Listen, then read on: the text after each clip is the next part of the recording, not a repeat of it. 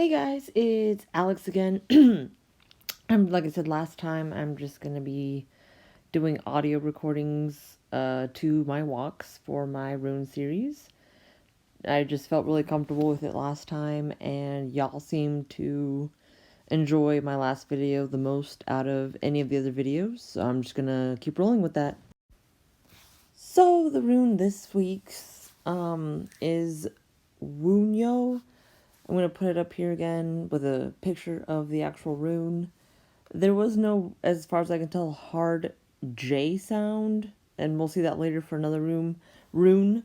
All the runes that I've seen with J's have a Y or a sound to them, so Wunjo is the rune of joy, hope, harmony, and a type of perfection, not in that, oh, your life's perfect and great, but in that you have found, in essence, your calling.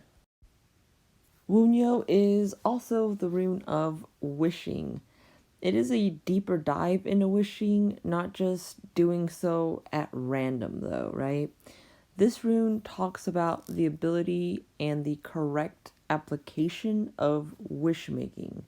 You can't just wish for something so crazy and then curse your fates and the path laid before you, right?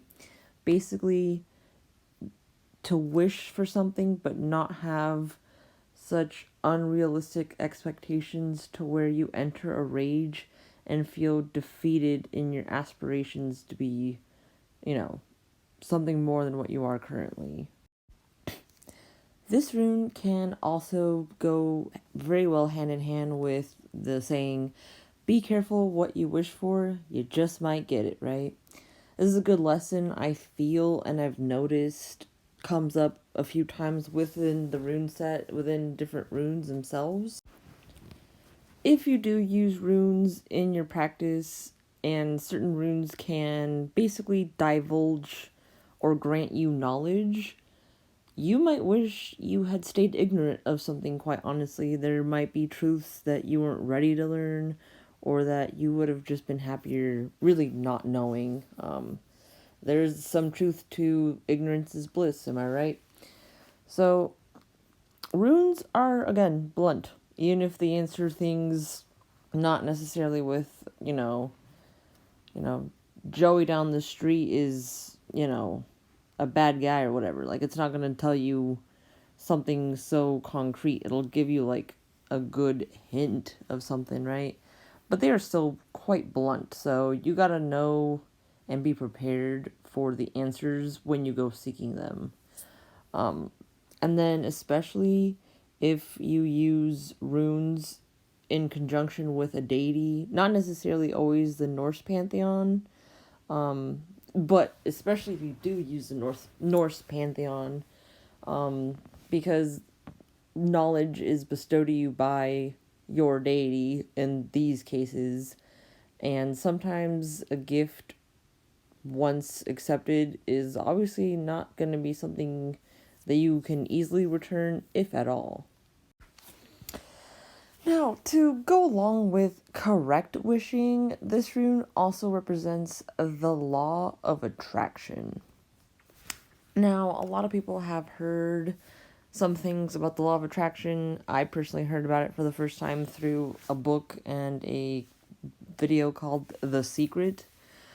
That is really not a secret, though. Like, that has been around forever. Like, the law of attraction, even if it didn't have that name, has been around forever. Like, now, this book and video at the time got a lot of flack from a lot of people just because they thought that the video and the book were oversimplifying things, and they were if you were totally, like, ignorant to how things really work, right? So the whole point of the law of attraction is you see something that you want. That's a car, a home, the relationship you want, whatever, and you have that in your mind's eye, and you're like, this is what I want. Now, a lot of people just thought that the book was talking about, oh, well, if I just want something bad enough, the universe will move all of its, pieces around and make it happen. Yeah, not so much, right? So, between X and Y and Z, there's a Y, right? So X, that's your wish. That's, you saw this car that you really want, and that's your X. Your Z is obtaining the car. Now, your Y is what you, Y for you, put into it. X is the wish.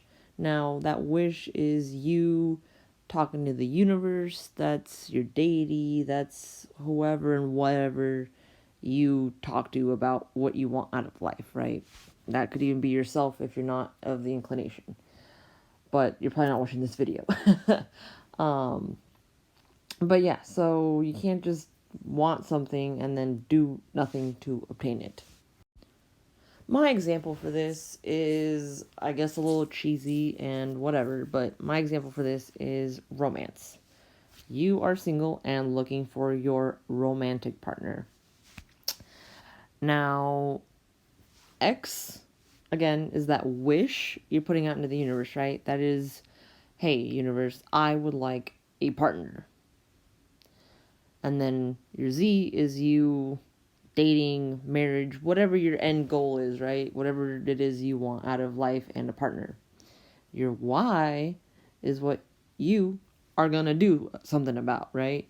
So, again, we're in a new age of technology stuff, right? And online dating. So, if you're into online stuff, go online, download some apps, swipe right, get some memberships, try different things.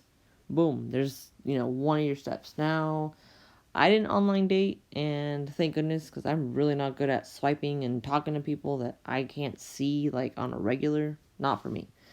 So, it's not for everybody, right? So, if online dating's not for you, you're probably maybe a little more social, but in that case, you might already kind of know what to do, but let's just go over some other options, right?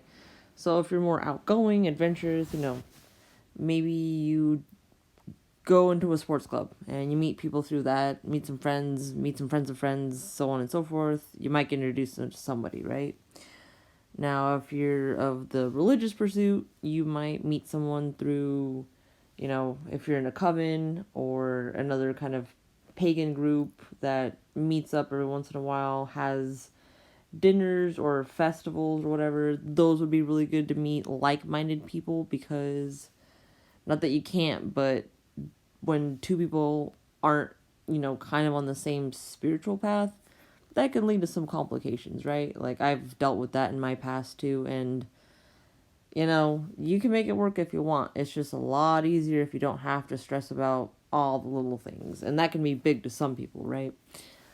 So, sports, religion, spirituality, going out, dancing. I know somebody that she likes country dancing. So, a lot of times that's where she's met people. I know people who are very active in volunteering communities. That's how they've met people. You know, you gotta get out there and do something. That's kind of what the point of all this is, right? If maybe you're a gamer, you're, total nerd. Hey, I'm a nerd too. But if you're a total nerd, maybe you want to get some, join some Pokemon tournaments or some Yu-Gi-Oh, play Dungeons and Dragons, meet people, even if they're just a bunch of other nerds like you. I always thought I'd meet somebody at a bookstore. What do you know? That didn't happen. I met my guy at work. I don't always necessarily recommend meeting people at work, though, for obvious reasons. That could be a conflict of interest, or your workplace just might not want people dating to avoid drama and other things. But, if you meet somebody and it starts clicking, it starts clicking. You can't always control that, can you? But yeah, so there's just a bunch of different things where your ex is out in the universe. Now you got to put some Y into it to get to Z. And that's kind of where this rune comes in, right? It's talking about how your will creates your pathway. Again, going back to Kenaz and all these other runes, Rideho and all this other stuff. It's still your pathway. This is still all through your force of will. And, you you make it happen. Magic at the end of the day is fundamentally an act of will. Put it out there and make it so. Wunjo is Wunjo, sorry, is also the rune of, like I said earlier, harmony. And it's the harmony you find in families, societies, nations, and the world at large. But so this is that harmony that's unfortunately not always there in those groups, but it is representative of the harmony that is there in some of those instances, and it's also representative of the hope and what that harmony could be on a larger scale, right? Or in that scale. So, the neighbor down the street might have like a super great family, but your best friend's family is a little dysfunctional, or maybe really dysfunctional. So, it is possible for a family to be harmonious. It's just not always the case. And that's just the sad reality of life. Am I right? So, this rune is the harmony that exists, and then the hope for the harmony that is possible. And also with that, this rune is the rune that talks of genuine friendship and camaraderie. So your friends that are probably more than friends even, because this goes back to families and society. So we all kind of build each other up, and we're linking arms together, and we are each other's family at the end of the day, even if we just call each other friend. Now on to what Wunjo can mean in a more negative aspect, right? So it can mean sorrow and strife, alienation from those close to you, and deception and betrayal. Now, again, runes don't ever do anything halfway. It's either really great or frightening in all the worst kind of ways. So, this is the rune of joy and community and societies and how the world is one big family, but it's also, alienation from that society and being alone and full of sorrow and all these other dark emotions that you feel when you're alone in a room full of people, quite honestly.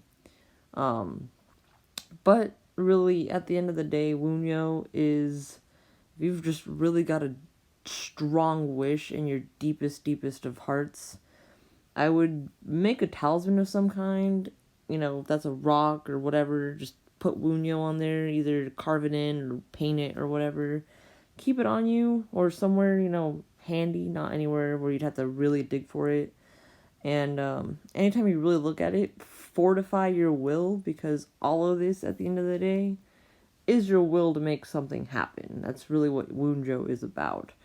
And so when you see that, you're fortifying your will on having it happen, seeing it done. A phrase that you hear a lot, especially in pagan and in Wiccan groups, is "so mote it be." Now, if this phrase resonates with you, I really would associate it with Wunjo strongly, because "so mote it be" is really saying this is gonna happen, it is happening, this is so mote it be, it is a very strong, just, my will make it so. So this is just a very kind of strong piece. So if you do relate "so mote it be" in your practice, if it's something you enjoy, not everyone does, but if you do, I would definitely kind of keep that along with Wunjo. And at the end of the day, you just got to remember that all these runes mean something positive. Wunjo especially is really a joyful rune at the end of the day. It means well. It's really just a warning otherwise, just like all the other runes so far. And treat it well, use it wisely. Do what it is you're going to do. And at the end of the day, Wunjo is just talking about making your will strong enough to be and become what you were meant to be. That is it for this video. It's, around the same length as some of our other videos. Not as long as they used to be. I know some of y'all are pretty glad for that, I'm sure. I hope you enjoyed this again. This walk through nature that I take. I enjoyed walking around. It was a lot of fun. It's finally getting colder here in Texas. And I will see y'all on the next one. Bye.